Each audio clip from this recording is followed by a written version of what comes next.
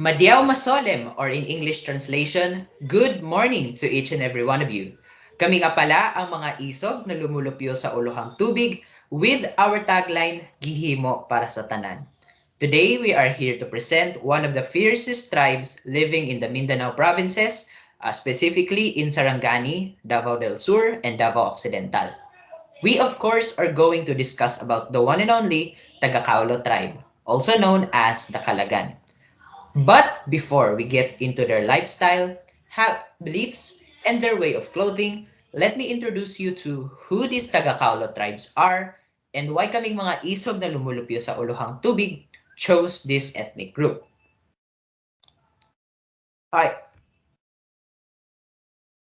so the Tagakaolo tribe or Kalagan are a group of ethnic people situated between the inner highlands and the western coast of the Davao Gulf in Mindanao. But it was different back then. Thousands of years ago, the tribe dwelled on the lowlands of Filipino islands as of the tribes in Asia's southwestern continent.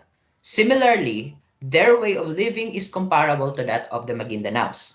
The Tagakaulo eventually separated into two native groups, namely the Tagakaulo Kalagan and the Tagakaulo Kalagan.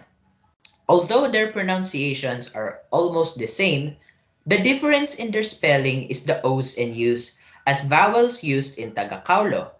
The separation occurred after the Islam arrived in Mindanao in 1500s. They work as farmers and uses maize or corn as the main crop, harvested usually 2 to 3 times every year. Some of the coastal Kalagan work as fishermen and some as plantation laborers. So, let's discuss about their beliefs. The Tagakaulu Kalagan were not yet influenced by Islam religions not until the Muslim missionaries arrived in Mindanao in the 1500s. Around half of the population of Kalagan came under the Islamic influence during this time, which caused the division of the tribe into two groups.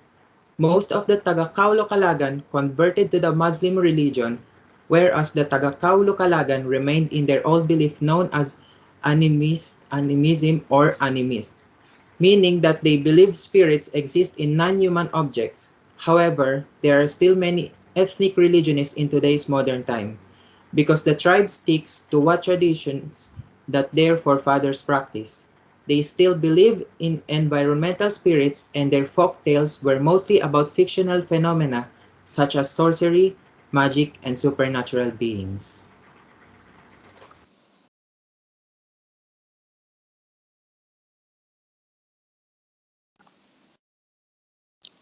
According to Jerilyn Dalaw Makasi, youth in the Kagan tribe play a critical role in preserving their culture and identity. She added that the Kagan community preserves its culture through weddings, thanksgivings, as well as the employment of lavish clothes, traditional Kagan dishes, the practice of kulintang, and the observance of sambayang, or the traditional Islam prayer. Aside from that, non-Kagan communities in Davao must participate and support it, according to Davao City Councilor by Halila Sadagar. Woven clothes are not only meant for wearing. They are also meant to be seen, translated, and understood. Colors, patterns, weaves, and other forms of wear may serve as signals to various groups. Textiles, which serve as a point of interaction between groups and people, are said to serve as indigenous texts in the absence of written resources. This can also be seen in the way people dress, which can be utilized to convey power and relationships. Woven cloth and prepared ornaments can build the image of important status of a person, thus also translating the person's ability to become ritual leaders aside from being community leaders. The beauty of a cultural textile pattern one ethnic community believes in is featured in the design component utilized in art. Clothing expresses a person's bond with a community, identifies their beliefs, celebrates design, talent that expresses their identity as a distinct group or individual in every civilization. This is especially true in pre-industrial countries when clothing is the primary determinant of one's material worth social position. The design of the t-shirt consists of two areas, the front and the right sleeves. The pattern at the sleeves is heavily influenced by the Tagakaolo tribe with the use of the concept of translation and reflection at its basis. It is consisting of two patterns formed into one. The first pattern is hill-like pattern that shows reflection and translation. The idea behind it is the location of the tribe's farming activity. If you put an imaginary line at the center, it shows bilateral symmetry.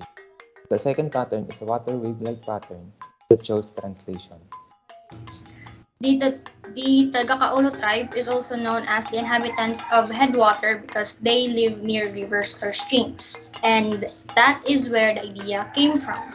At the border of the sleeves, you can see a Baybayin translation of the Takaulo, which is translated across the sleeves.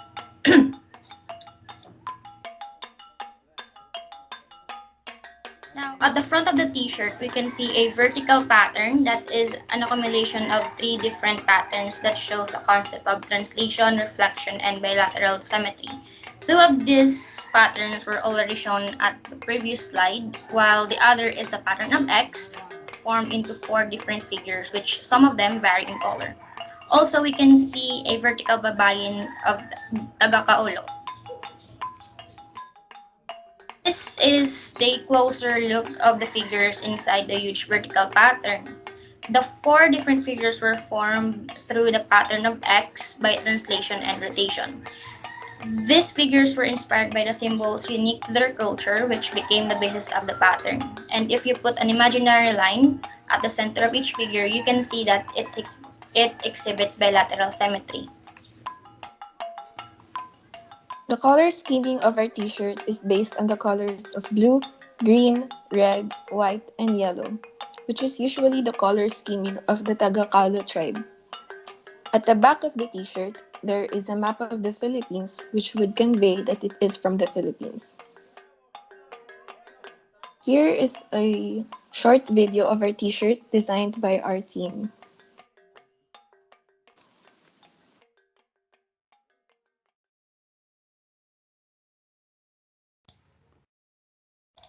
Okay, so now let's get into the reason why we name our team Mga Isog na Lumulupyo sa Uluhang Tubig. First of all, Mindanao is an island lived by residents who are speaking the Bisaya dialect. Mga Isog, it means brave people. Because of the Tagakaolo tribe's positive attitude of facing the immense challenge of standing up for their rights, being accepted and respected for who they are, and making their voice heard in the current globalized world.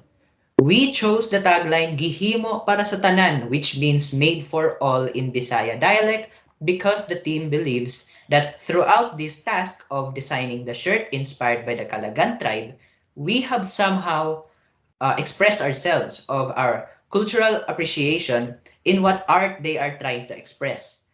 We believe that this assessment has educated us to learn how to unite with the ethnic group in certain ways.